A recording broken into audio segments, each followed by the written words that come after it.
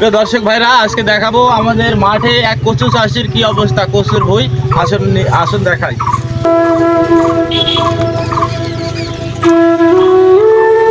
প্রিয় দর্শক ভাইরা, চলে আসলাম সেই কচুর ভুঁইয়ে যে আপনাদেরকে বলতেছিলাম কচু দেখাবো আজকে। কচুর ভুঁই বাম্পার ফলন। কচু চাষ করলে এইভাবে বাম্পার ফলন হবে। একটু এইদিকে তাকান। কচু তোলার আগে 15 দিন 1 মাস আগে, কচু তোলার 1 মাস আগে এইভাবে ডান্টিগুলো ভেঙে দিতে হবে। এইভাবে ভেঙে দিতে হবে, তাহলে কচুর এই যে শক্তি, জোর ক্ষমতা কমে যাবে, নিচের দিকে বেশি বৃদ্ধি পাবে, কচু অনেক ফলন হবে, বিঘি ভুঁই অনেক কচু হবে, অনেক টাকা হবে। আমি মূলত প্রথমে এদিকে দেখাও, আমি মূলত প্রথমে মনে করছিলাম যে এই কচুগুলো কেউ ভেঙে দিয়েছে, কিন্তু আমি পরবর্তীতে খোঁজ নিয়ে দেখলাম যে চাষি নিজে ইচ্ছায় এইভাবে ভেঙে দিয়েছে, তার জোর ক্ষমতা হারিয়ে যাবে। এদিকে দেখাও, খুবই ফলন, নিচ দিয়ে কত কচুর গাছ বেরিয়েছে আপনারা দেখতে পাচ্ছেন।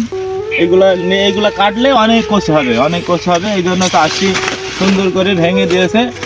আমার এই ছোট্ট ভিডিওটা যারা কচু চাষ করে অবশ্যই তাদের কাছে পৌঁছে দেবেন, কমেন্ট করবেন, শেয়ার করবেন বেশি বেশি করে। যারা কচু চাষ করে অবশ্যই বেশি ফলন হবে, লাভবান হবে। আমি আরও কিছু দেখাচ্ছি আপনাদেরকে। এটার অনেক নিয়ম আছে।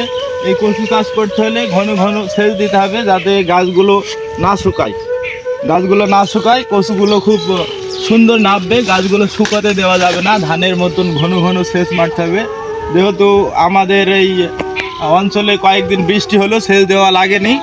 অনেকেই বলেছে কমেন্ট বক্সে আপনার বাড়ি কোথায়।